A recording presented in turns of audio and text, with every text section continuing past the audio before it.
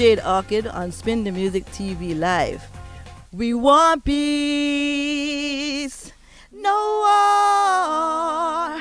We want love. What are you fighting for? Man on the road, with the face vexed up with the gun alone. Man across from the road, there now young war is slow. Oh Lord, the place in a mess. Woman and child run in distress. So once again, we're here live in the Sugar City, St. Kitts and Nevis, and I've got Jade Orchid with me. Guys, thanks a lot for talking to Spin Music. No problem. Glad to be here with you, Dwayne. Now, tell us about yourselves. My real name is Grace Richardson, and I am one of the persons who writes and arranges songs for Jade Orchid. My name is Vernalderine Francis, but I'm better known as Nalzie, and I also write and arrange my music.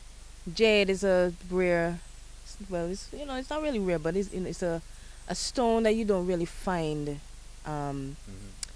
being used, or you don't really see it much. But at the same time, it's appreciated, Right. and it is known to.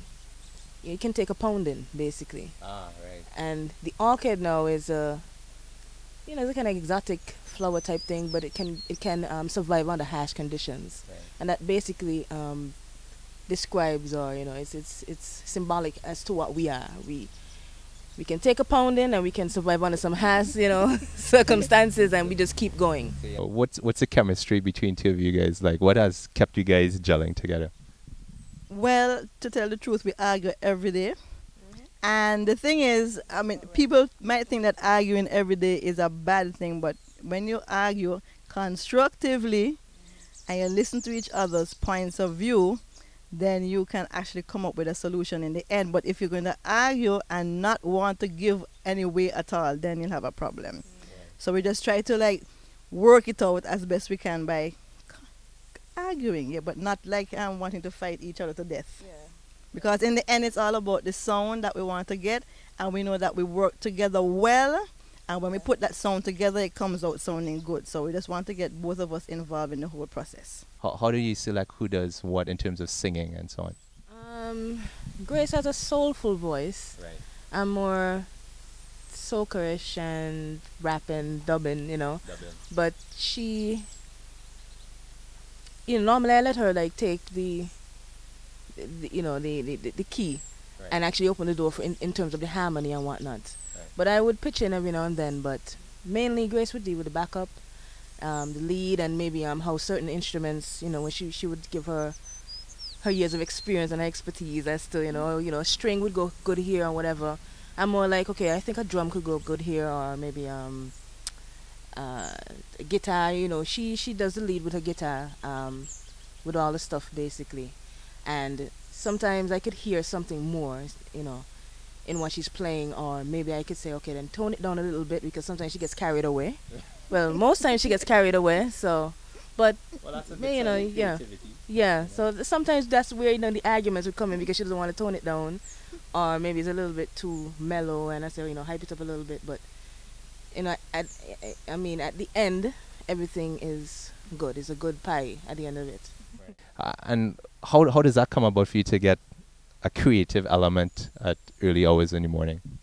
I think it's because of the influences that I've had since I was very small, because from as long as I can remember, music has always been a part of the life of my whole family. Right. My mother comes from a family that was a choir, basically. Their father taught them music, and then they were a whole family choir. And my grandfather played 5 instruments.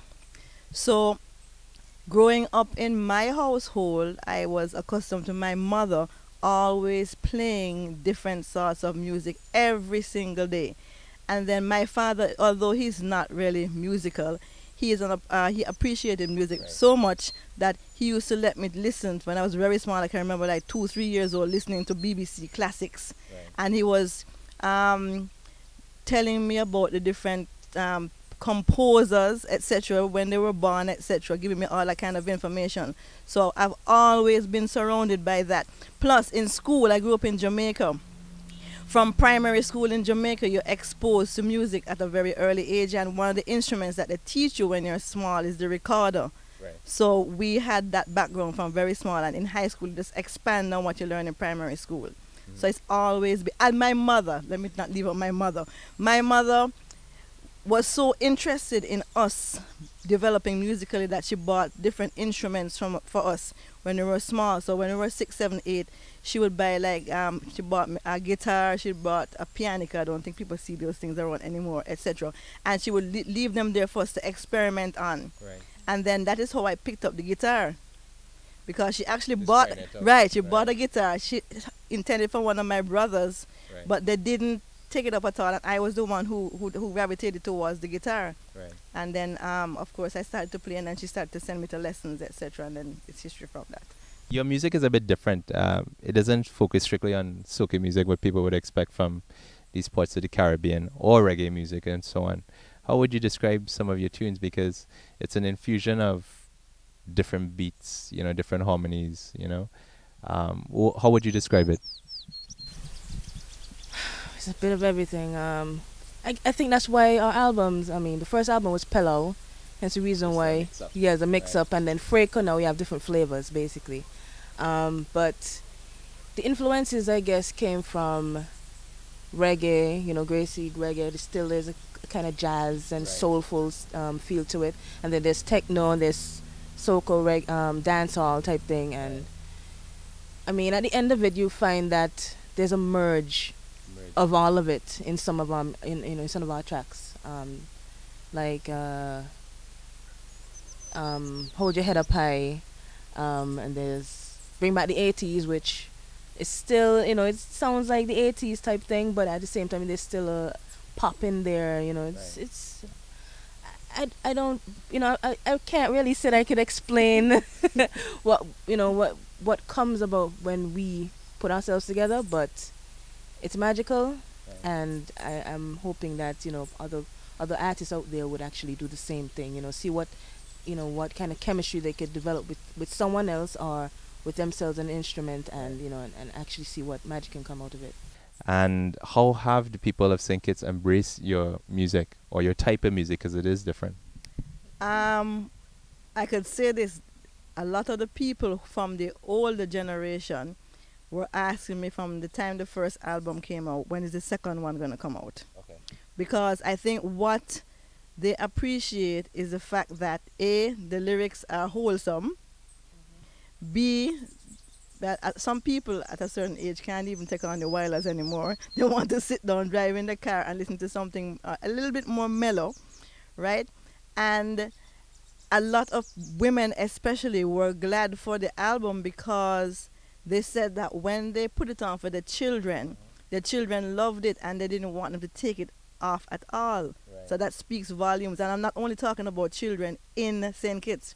I have friends in the US, and they were saying that, they say, wow, mom, people your age can do cool music. So that was like a great thing for me. I want to try to ensure that the children have something to listen to that will motivate them, stir them to even try and imitate. Exactly. Right. Something positive. The next album coming out, you already have 5 tracks ready to go. Yes, You're sir. bringing it out, to be produced and so on. What is it going to focus on for the next album?